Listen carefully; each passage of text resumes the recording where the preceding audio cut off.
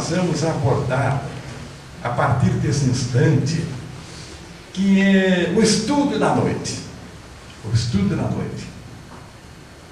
Ele fala do livre-arbítrio e do determinismo. Livre-arbítrio e determinismo.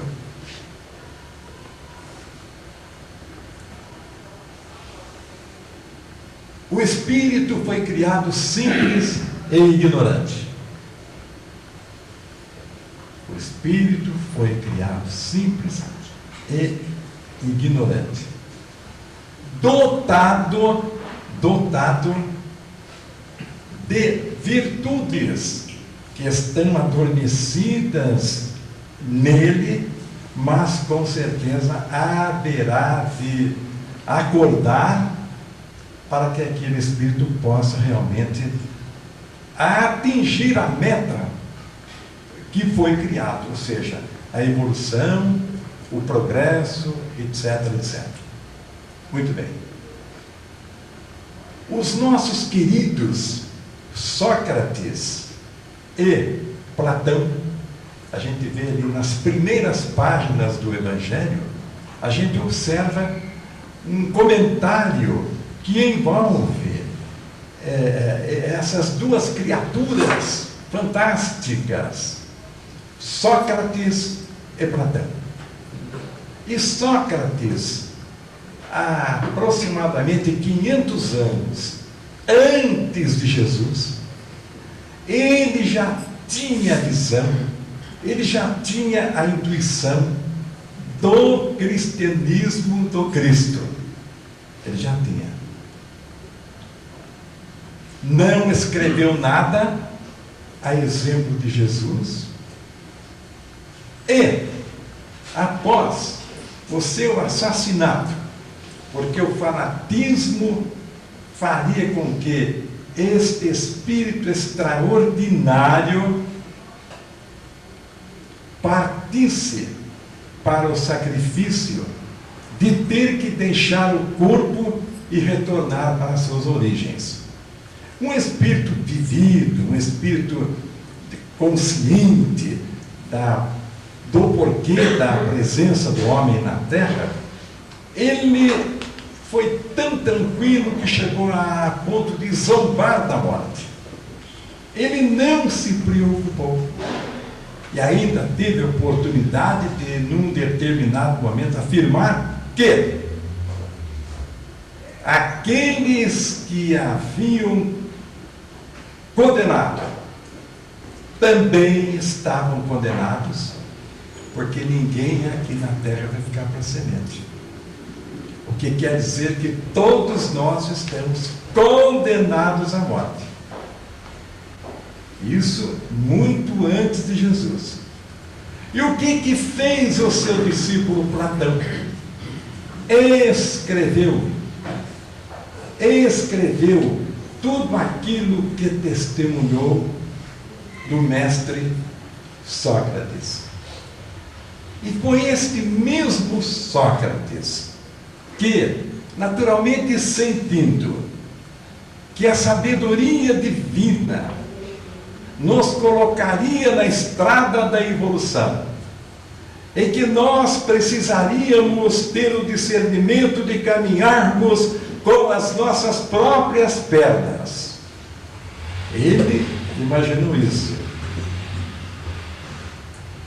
Caminhar com as próprias pernas, aproveitando-se da liberdade de ação que o sábio Criador colocou nas nossas mãos.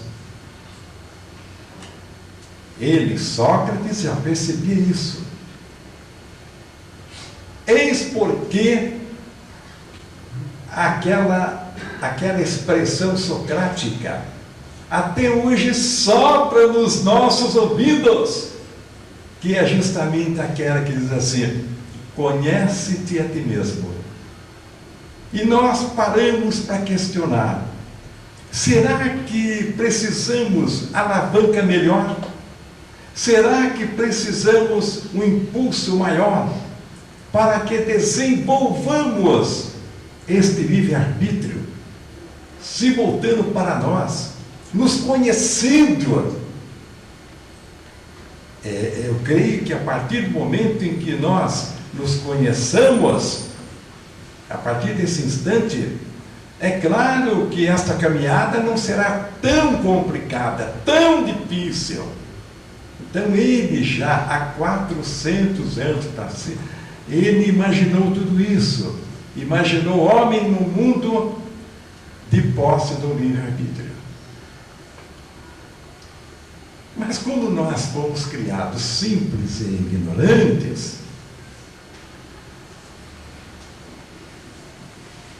no início nós agíamos pelo instinto, nós éramos movidos pelo instinto. É claro que a inteligência não é nada mais, nada menos do que o instinto desenvolvido, o instinto educado.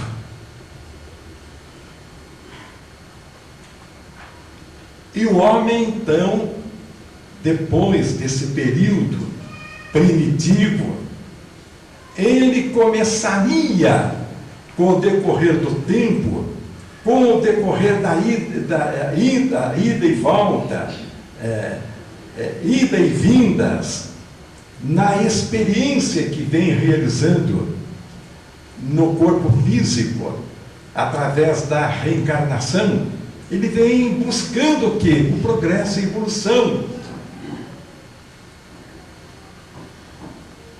E daí, o homem, ele começando a desenvolver a inteligência, ele deixando de agir somente pelo instinto,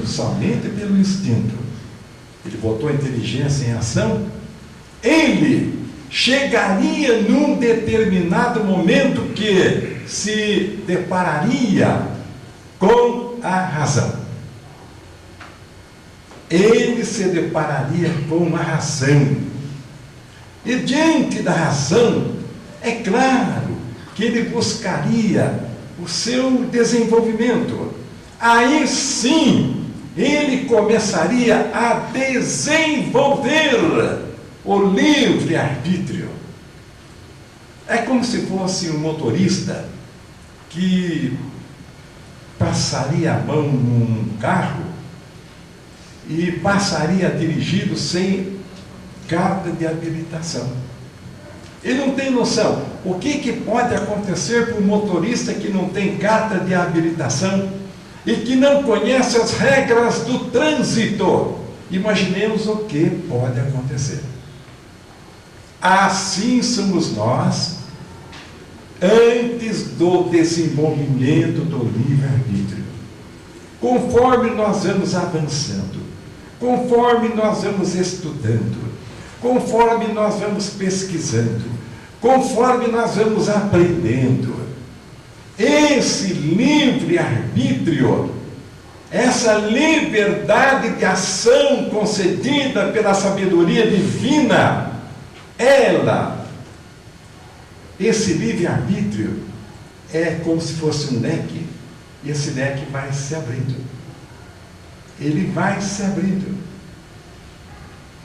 Quanto mais desenvolvermos a inteligência, quanto mais